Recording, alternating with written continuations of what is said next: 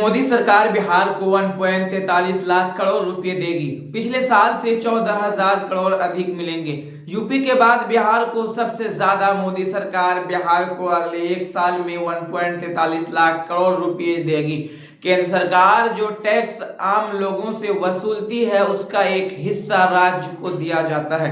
इसी के तहत सेंट्रल टैक्स से बिहार को इस साल यानी 2025 से 26 में 1.43 लाख करोड़ रुपए मिलेंगे, जो कुल केंद्रीय करों का 10% है। यानी बिहार को हर महीने 11,923 करोड़ रुपए मिलेंगे। राज्य सरकार अपने मुताबिक खर्च कर सकेगी। यह फंड डेवलपमेंट प्रोजेक्ट से अलग होता है, यानी राज्य सरकार अपनी प्रायोरिटी के मुताबिक इस फंड का इस्तेमाल कर सकती है। यूपी के बाद सबसे ज्यादा 10% हिस्सेदारी बिहार को दी गई है।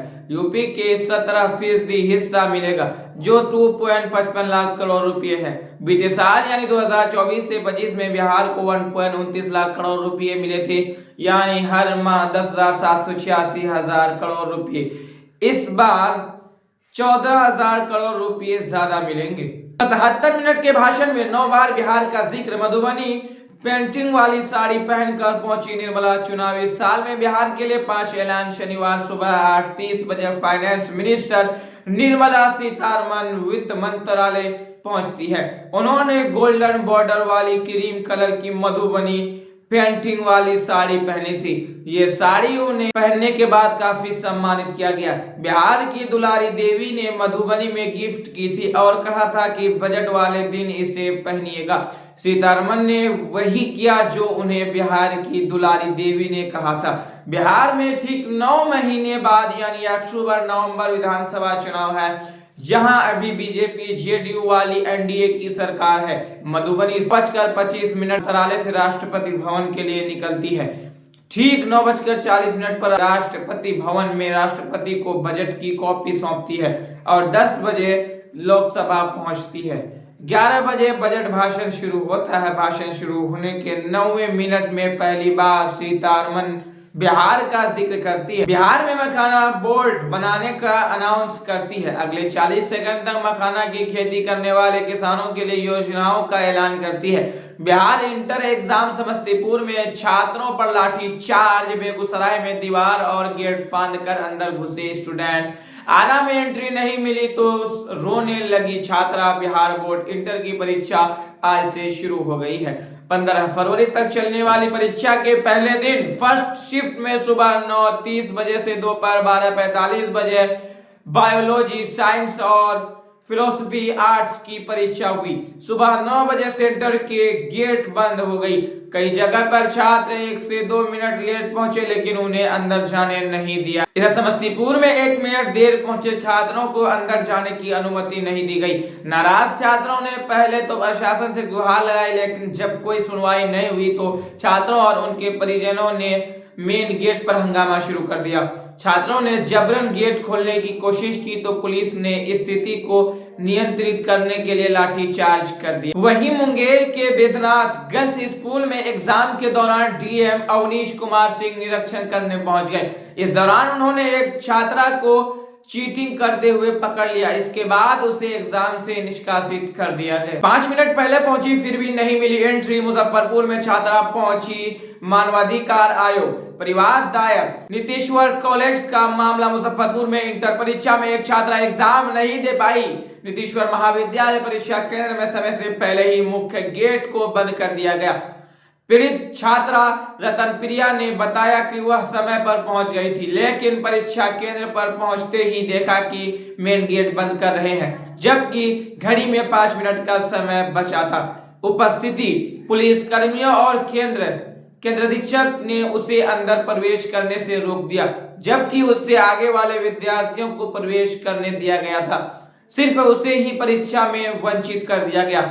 उसने काफी मिन्नत की लेकिन नहीं जाने दिया गया। पीड़िता ने परीक्षा केंद्र से ही जिला शिक्षा पदाधिकारी के मोबाइल नंबर पर कॉल किया, लेकिन जिला शिक्षा पदाधिकारी ने कुछ भी सुनने से साफ इनकार कर दिया। पीड़ित छात्रा ने मामले मानवाधिकार अधिवक्ता एसके झा के माध्यम से जिला शिक्षा पदाधिकारी और नीतीश्वर महाविद्यालय के केंद्राधीक्षक के विरुद्ध राष्ट्रीय व राज्य मानवाधिकार आयोग में परिवाद दायर किया है। नहर के किनारे मिली युवती की लाश घर से सामान लाने निकली थी।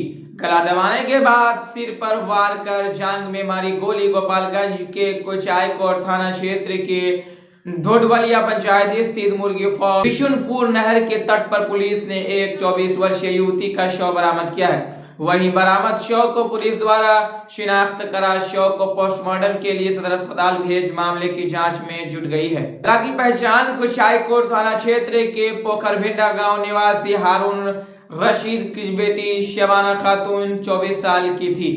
बताया जाता है कि मृतका शुक्रवार की शाम घर से बाहर दुकान पर कुछ समय सामान खरीदने के लिए निकली थी, जिसके बाद वह दोबारा घर नहीं पहुंची। काफी देर तक जब घर नहीं पहुंची तब परिजनों को चिंता सताने लगी, जिसके बाद देर रात तक उसकी खोजबीन की गई, लेकिन उसका कहीं पता नहीं चल सका। परिवार को परिजन थाना में सूचना देने के तैयारी में ही थे कि तभी उसका शव बरामद होने की सूचना मिली, जिसके बाद मृतका के परिजनों में कोहराम मच गया। राजगीर, सोनपुर, भागलपुर में 3 ग्रीन फील्ड एयरपोर्ट बनेंगे। सम्राट चौधरी ने बताया, बिहार का बजट बोले मखाना बोर्ड बनाने का निर्णय ऐतिहासिक है। बिहार के डिप्टी सीएम सह वित्त मंत्री सम्राट चौधरी ने केंद्रीय बजट की सराहना की है, इसे बिहार का बजट बताया है। उन्होंने कहा कि जो भी घोषणाएं की गई हैं उससे राज्य की दशा बदलने वाली है। बजट में बिहार को मिले हिस्सेदारी के लिए पीएम नरेंद्र मोदी, सीएम नीतीश कुमार, केंद्रीय वित्त मंत्री निर्मला सीतारमण को धन्यवाद देता हूं। बिहार को केंद्र से मिला तोहफा। सम्राट चौधरी ने आगे कहा कि राजगीर, सोनपुर और भागलपुर में ग्रीनफील्ड हवाई अड्डे के लिए केंद्र सरकार से मांग की गई थी, जिस पर आज सहमति मिल गई है। मखाना बोर्ड बनाने का निर्णय ऐतिहासिक है। पश्चिमी कोसी नहर के लिए विशेष सहायता मिली है। बिजली के क्षेत्र में घरेलू उत्पाद के लिए ऋण की सुविधा मिली। 100 बाइकर्स के साथ आनंद मिश्रा पहुंचे औरंगाबाद। जन स्वराज यात्रा का 700 किलोमीटर का सफर पूरा। प्रदेश युवा अध्यक्ष ने लोगों से किया जनसंवाद। जन स्वराज के प्रदेश युवा अध्यक्ष आनंद मिश्रा के नेतृत्व में चल रही जन स्वराज युवा संघर्ष यात्रा शनिवार को औरंगाबाद के रफीगंज से दाऊद नगर तक गई। इस यात्रा के तहत आनंद मिश्रा और उनकी टीम पूरे बिहार में 20,000 किलोमीटर की बाइक रैली कर रहे हैं। 100 बाइकर्स के काफिले के साथ निकली इस यात्रा का उद्देश्य जन स्वराज की जमीनी पकड़ को और मजबूत कराना, साथ ही पार्टी उम्मीदवारों को जनता का समर्थन परखना है। आनंद मिश्रा ने कहा कि अभी तक हम 700 किलोमीटर से ज्यादा तक का सफर तय कर चुके हैं। 34 प्रखंड 22वें विधानसभा में आकर रुके हैं। पटना में 2 दिनों से नाबालिग छात्रा लापता, एफआईआर दर्ज। एएन कॉलेज में बीए फर्स्ट ईयर का एग्जाम देने आई थी। कॉपी से 3 मोबाइल नंबर मिला। दानापुर पुलिस कॉलोनी की रहने वाली एक नाबालिग छात्रा 17 साल की है, पिछले 2 दिनों से लापता है। कॉपी से 3 मोबाइल नंबर मिला है। परिजनों ने बहला फुसला कर भगाने की आशंका जताई है।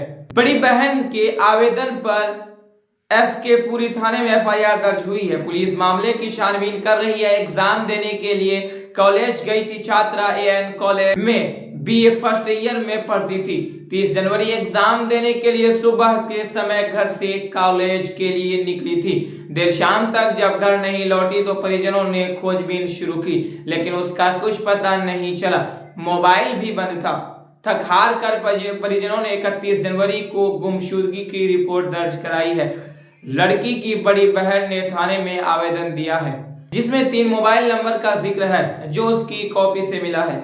अंतिम न्यूज के माध्यम से छोटा सा रिपोर्ट देख रहे थे। डेली बिहार न्यूज को देखने के लिए वीडियो को शेयर कीजिए एंड सब्सक्राइब कीजिए। बेल आइकन को दबाना ना भूलिए। फिलहाल जय हिंद, जय भारत।